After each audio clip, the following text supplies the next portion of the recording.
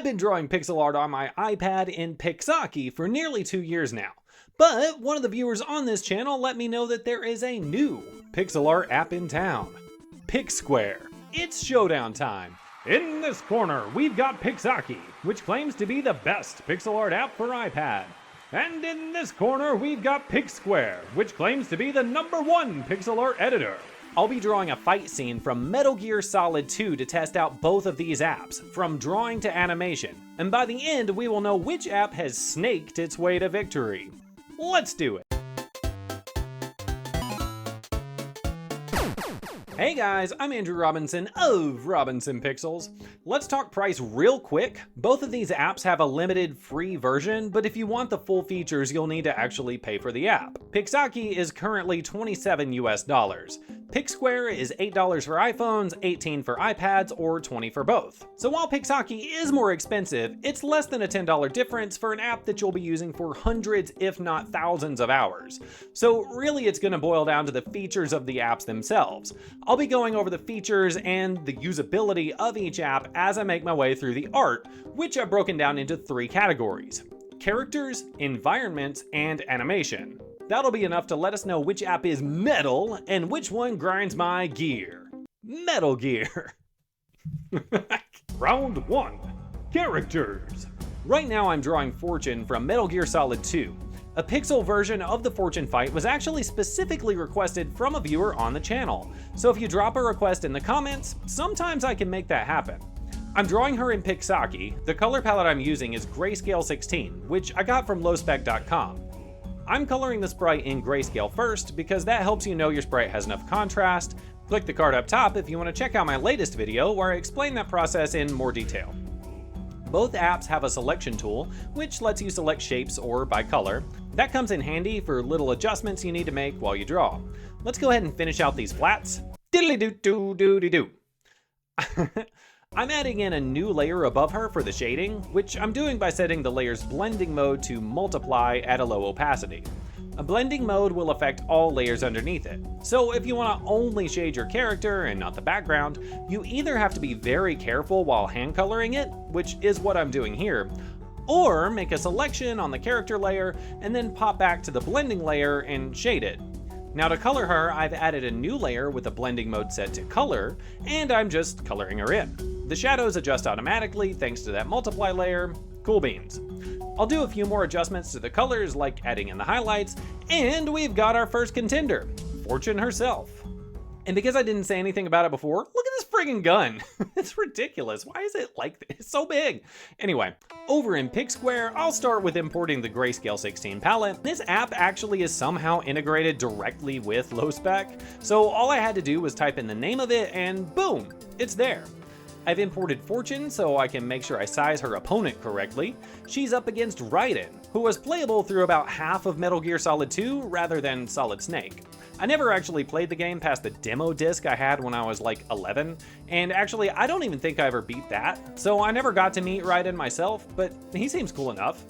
You'll notice I've reduced the opacity on Fortune and added in some grid lines for guides. Both apps can do that, but this slider over here on the bottom actually changes the pencil's opacity. Pixaki can't do that. Well, let's finish out Raiden's flats. Doodly-doo-doo-ba-ba-bow! To shade, I followed the same method I used in Pixaki. I made a new layer, set it to multiply, reduced the opacity, and colored in some gray shadows. But also, y'all, this has clipping masks. I mentioned that in Pixaki, you'd have to make a selection to color only on a character, or you'd have to be really careful, but it's just built in here. So if you're worried you'll color over the background, shut up, doesn't matter, you can't if you use a clipping mask, it's tied to the layer below. Yeah, this is great. And even like better, if you flip the base layer, it'll flip all the clipping masks above it. In Pixaki, if you wanted to do that, you'd have to flip every layer individually. Jeez. All right, let's get right and colored. I'm using the same technique as Pixaki. I've added a new layer with the blending mode set to color. His hair's a little too blonde right now. I'll fix that later. I'm trying not to be wowed by all these new features, but round 1 has clearly gone to Pixquare. So let's see if I feel differently after round 2, environment. Back in Pixaki, I'm just drawing a simple ground texture using the line and rectangle tools. After that, it was just weathering the ground a bit. I want it to look like it's taken some battle damage, and that'll do for now. I popped that same floor into Pixquare for color reference, and I scooted it over to just one pixel hanging on the screen. That way I could just, pick the colors as I needed it. And then I went ahead and drew in the new flooring using the same techniques, and it worked pretty much the same way. Now's as good a time as any to mention that Pixquare does not actually have little pictures for each layer the way that Pixaki does. You have to actually use the layer names to know what everything is. That's a little annoying. But when you click on each layer, it does flash on the screen really quick, so that is a decent way to be able to keep track of where you're at. It's not as good as pictures though. Next up, we're gonna try something very different for the background. I exported both at 8 times their original size into Procreate, and then I drew in a high-res background similar to the one in the game. I added in textured walls and some special lighting because I want to know what each app can actually do with this. I imported that background into Pixaki as a reference layer. Now it may look really good here, but that's because reference layers can keep their full resolution. You can't draw on them, but you can trace them. I actually talked about that on my very first long-form video. Honestly, after I traced it, I think it looks pretty good like this. But still, I wanted to capture that lighting I had in the original. So I added in a multiply layer and used a great big pixel brush to draw in the shadows. Now if it looks like I'm struggling, that's because I am. I've had this app for 2 years, and I'm only just now realizing that your pencil tool must be on the canvas itself when you start drawing. So if you're trying to use a large brush, you can't start with it just off the canvas and smoothly work its way in. And you also can't smoothly work its way out either. And so I immediately popped over just to see if Pixquare did that too. Nope. You can set your pencil directly on the area outside of the canvas and drag it on, and it works just fine. Next, I went ahead and imported that background as a reference layer, same as I did over in Pixaki. But what if I just directly want it to be in the image so I can edit it? Turns out you can actually just choose to rasterize it. And bam! It's a part of the image now, with its resolution squished down to this size. At first, I thought this was a huge slam dunk for Pixquare. But to be fair, I remembered you could kinda do this in Pixaki too. All you have to do is import the actual full-size image as a standard layer, rather than a reference layer, and then scale it down. It does the exact same thing. So, tie.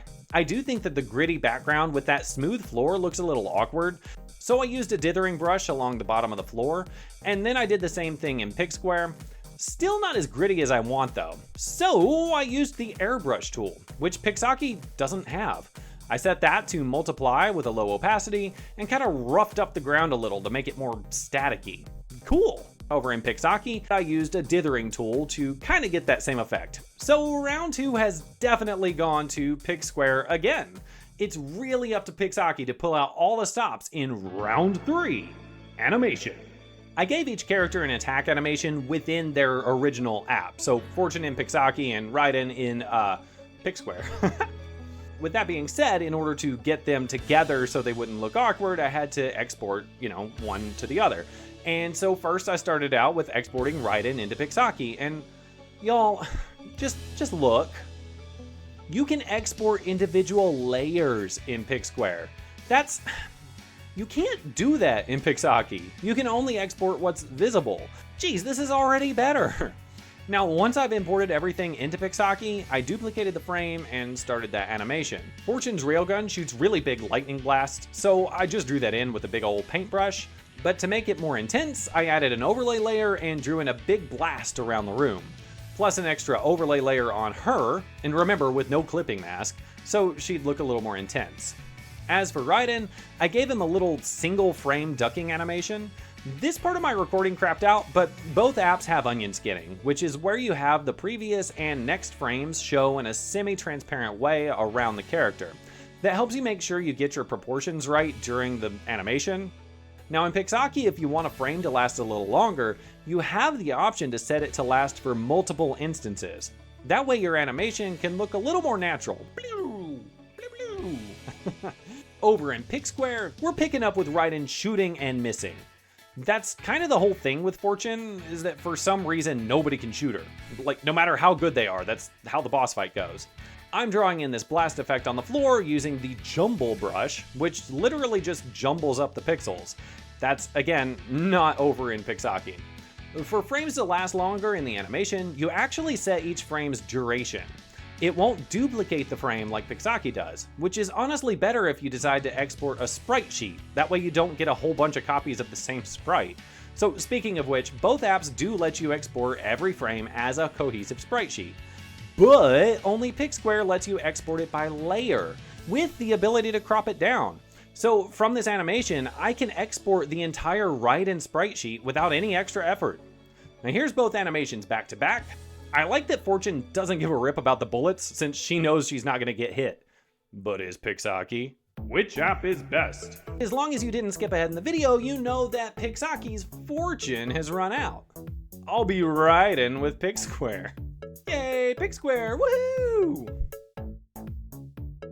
Now, if you think both of these apps are outside of your price range, or if you just don't have an iPad, then you might want to check out the Divoom app, which is free and you can use it on your phone. If that's the case, you may want to check out my video on that, which also includes a review of this little pixel art frame I've got over here. If that sounds interesting to you, you can check out this video right over here and follow along for more pixel practice. By the end of it, we'll know which one has snaked its way to victory. And by the end, we'll know which video... I'll be testing... By the end, we'll know which one has snaked its way to victory. This is so stupid.